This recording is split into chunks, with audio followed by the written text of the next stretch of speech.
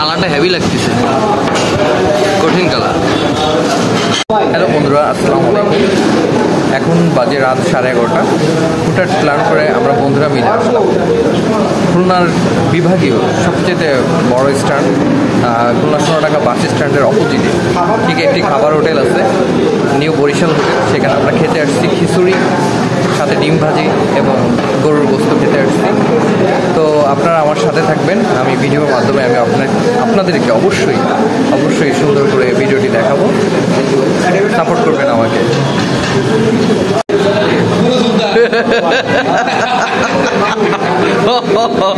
পুরো ইমরান